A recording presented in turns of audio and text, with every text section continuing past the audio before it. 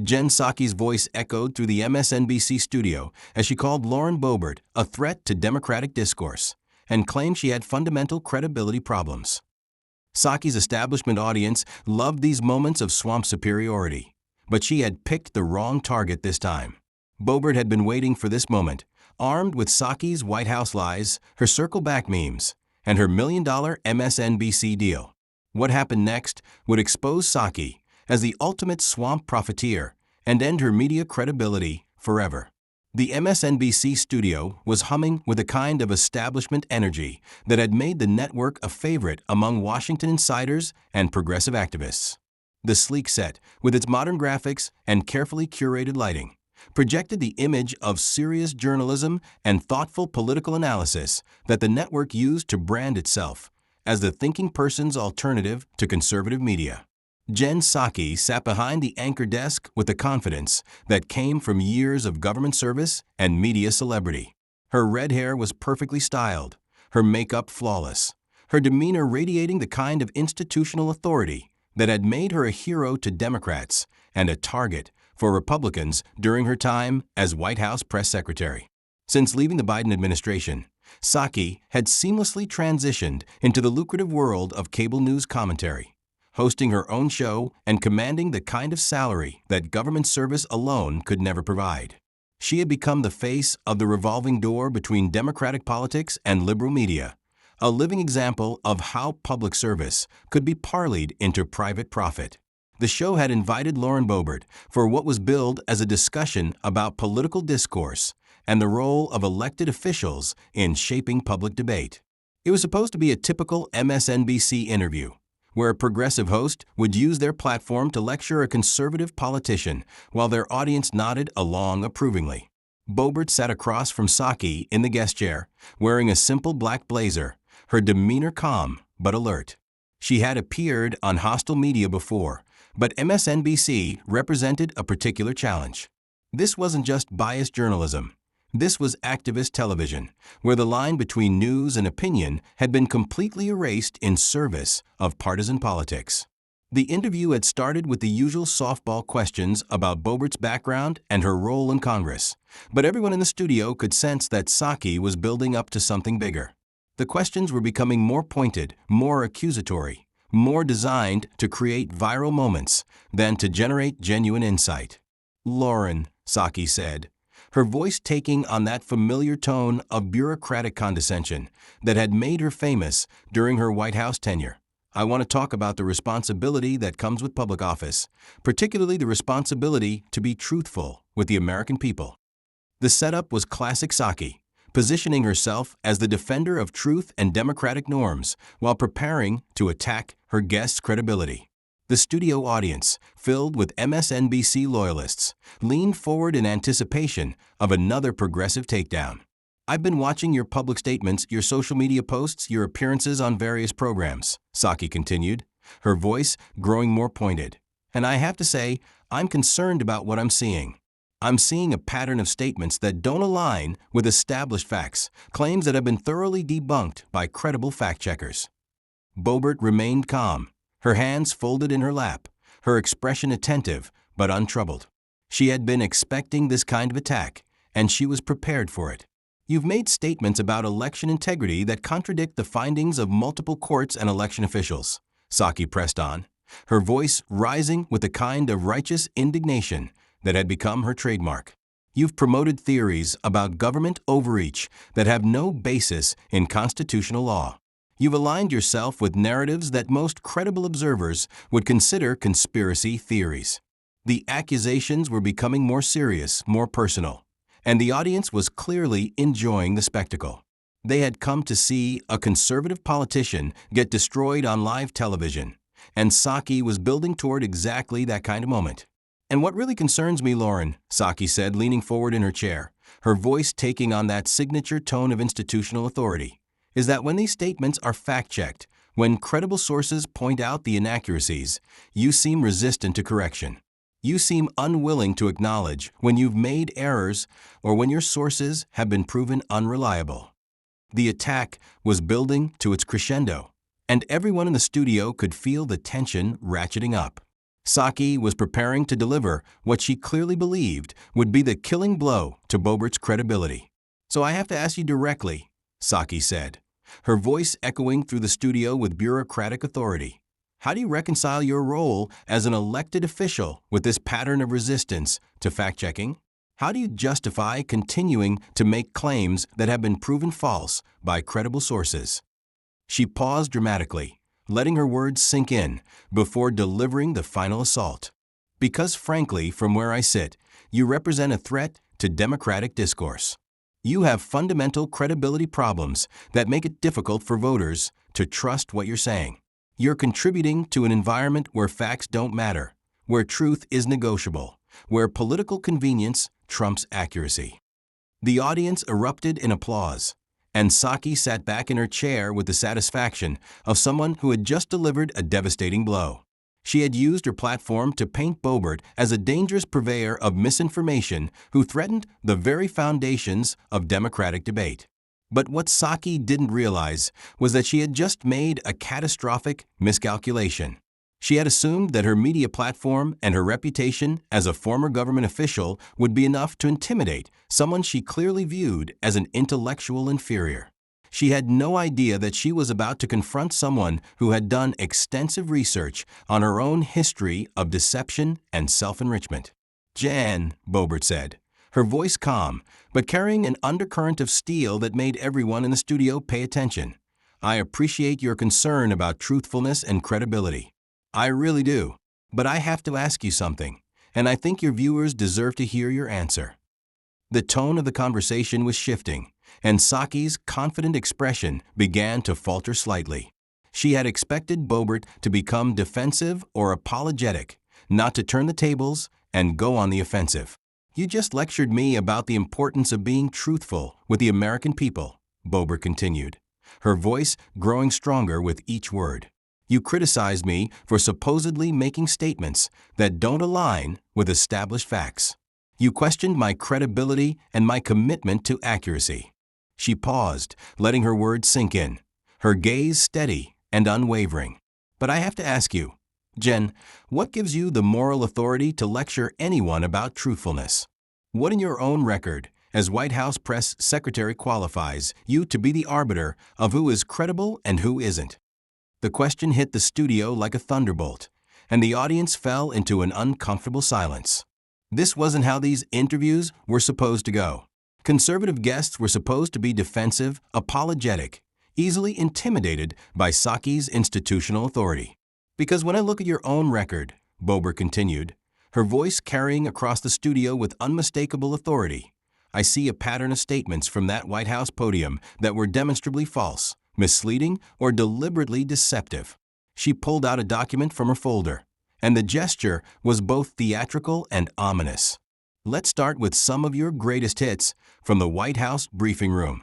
Remember when you told the American people that the border was not in crisis? That was false.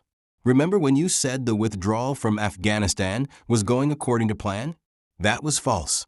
Remember when you claimed inflation was transitory? That was false."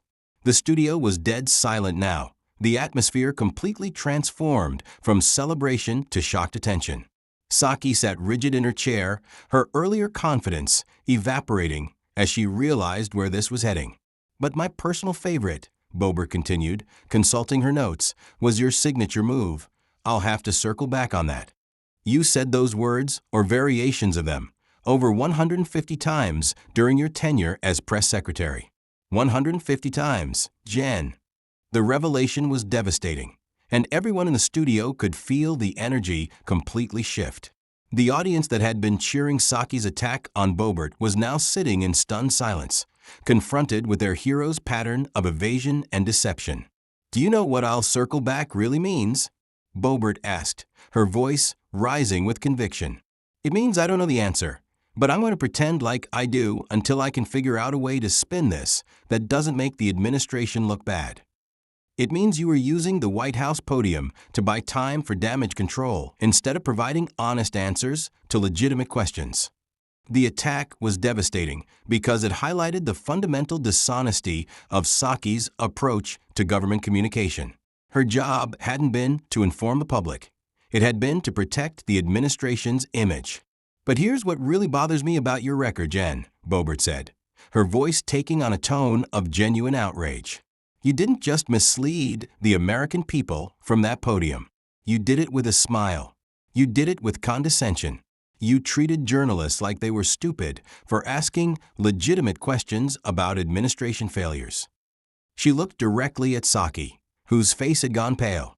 "You turned government communication into performance art, where looking smart and sounding authoritative mattered more than actually telling the truth." The room was completely silent now, the weight of these revelations settling over everyone present. This wasn't just political disagreement anymore. This was a fundamental exposure of government deception. "And let's talk about what happened after you left the White House," Boebert continued, pulling out another document. "Within months of leaving your government job, you signed a multi-million-dollar contract with MSNBC. Multi-million dollars, Jen, for someone who spent years in government service, supposedly dedicated to public good." The revelation about Psaki's MSNBC deal was particularly damaging because it highlighted the financial incentives behind her government service. Had she been serving the public or positioning herself for a lucrative media career? "Let me read you some numbers," Boebert said, consulting her document. "According to industry reports, your MSNBC contract is worth approximately $7 million over 3 years. That's more than $2 million per year, Jen. That's more than 10 times what you made as press secretary." The financial details were devastating, showing the massive personal enrichment that had followed Psaki's government service. How could someone making millions from a media deal credibly lecture others about credibility? "So when you lecture me about credibility problems," Boebert continued, her voice growing stronger, "remember that you parlayed your government position into a multi-million-dollar media contract. When you question my commitment to truth, remember that you made your fortune by spinning for politicians and then cashing in with their media allies. The connection between government service and media profit was being exposed in real time, and everyone in the studio could see the fundamental corruption of the system that Psaki represented. But here's the most revealing part of your story," Boebert said, her momentum building. "You didn't just take any media job. You didn't go to a neutral news organization or try to maintain some semblance of objectivity. You went straight to MSNBC, the most partisan Democratic network on television." She looked around the studio. "You went from spinning for Democrats in government to spinning for Democrats in media. Same job, same bosses, same agenda. Just a much bigger paycheck." The seamlessness of Psaki's transition from government propaganda to media advocacy was being exposed, revealing the revolving door corruption that characterized the Washington establishment. "You called me a threat to democratic discourse," Boebert said, her voice taking on a more intense tone. "But let's talk about what's really threatening to democracy. What's threatening is government officials who lie to the public and then get rewarded with lucrative media contracts. What's threatening is a system where the same people who deceive Americans in government get rich by continuing to deceive them in media." The broader critique of institutional corruption was powerful because it resonated with Americans' growing distrust of both government and media establishments. "You want to know what I find truly dangerous?" Boebert asked, her voice reaching a crescendo. "I find it dangerous that someone who spent years lying from the White House podium now makes millions of dollars lecturing others about truthfulness. I find it dangerous that our media rewards government deception with lucrative contracts and celebrity status." The studio was completely silent now, everyone absorbing the devastating exposure of Psaki's hypocrisy. This wasn't just about specific lies anymore. This was about fundamental institutional corruption.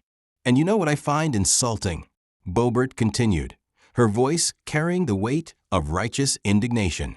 "I find it insulting that someone who cashed in on government service for personal profit has the audacity to question the credibility of elected officials who actually face voters and actually have to live with the consequences of their statements." The distinction between democratic accountability and media privilege was becoming clear, and it exposed the fundamental illegitimacy of Psaki's moral authority. "I face voters every 2 years, Jen," Boebert said, her voice reflecting both humility and strength. I have to defend my statements, my votes, my positions to the people who elected me. I have to look them in the eye at town halls, answer their questions, and earn their trust. She gestured toward Psaki. What accountability do you face? Who holds you responsible when you're wrong? What happens to your career when your analysis turns out to be completely incorrect? The questions highlighted the fundamental difference between democratic representation and media celebrity. Elected officials faced voters. Media personalities faced only ratings. You called me a threat to democratic discourse, Boebert said, her voice taking on a tone of genuine concern. But the real threat comes from people like you who profit from division, who make millions by telling partisan audiences what they want to hear, who have no stake in actually solving problems or finding common ground. The attack on partisan media business models was particularly effective because it highlighted how financial incentives drove polarization rather than truth-seeking. Let me tell you what real credibility looks like, Boebert continued, her voice growing stronger. Real credibility means being willing to lose elections for your principles. Real credibility means facing voters even when they disagree with you. Real credibility means having skin in the game, having something to lose when you're wrong. She looked directly into the camera. Real credibility doesn't come from million-dollar media contracts or government positions. It comes from earning the trust of people who can fire you, who can hold you accountable, who can demand better when you fail them. The broader principles of democratic accountability were being articulated in a way that exposed the fundamental illegitimacy of media elite authority. You want to know what I find truly concerning about your approach? Boebert asked, her voice taking on a more personal tone. You've turned political communication into a cynical game where the goal isn't to inform or educate, but to advance partisan narratives and build personal brands. She gestured around the studio. This isn't journalism, Jen. This is entertainment. This is political theater designed to make you money and make your audience feel superior. It has nothing to do with truth or credibility or democratic discourse. The distinction between actual journalism and partisan entertainment was being drawn clearly, and it highlighted the fundamental dishonesty of MSNBC's approach to news. And the most damaging part, Boebert continued, is that you're teaching Americans to distrust their own judgment, to rely on media personalities instead of thinking for themselves, to believe that credibility comes from institutional positions rather than actual performance. The broader cultural damage caused by partisan media was being exposed, showing how it undermined democratic citizenship rather than enhancing it. So Jen, Boebert said, beginning to gather her papers, the next time you want to lecture someone about credibility, maybe you should explain your circle back record to your viewers. The next time you want to question someone's commitment to truth, maybe you should disclose how much money you're making by spinning for the same political party you used to spin for in government. She stood up, preparing to leave, but she wasn't finished.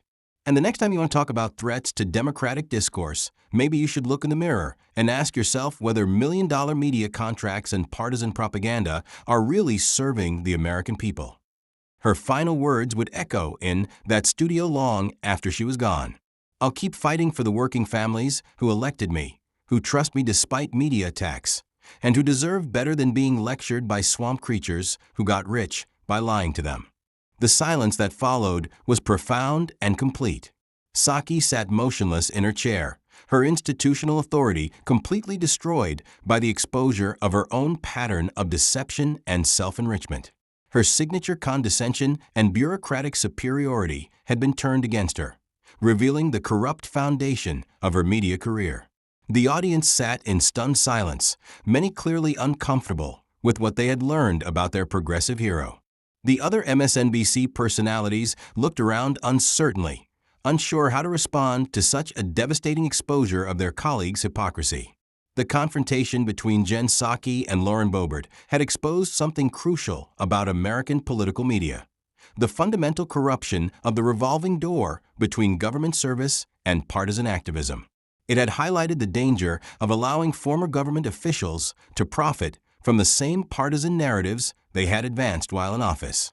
Most importantly, it had demonstrated that all the institutional authority in the world couldn't overcome the simple truth that credibility had to be earned through honest service.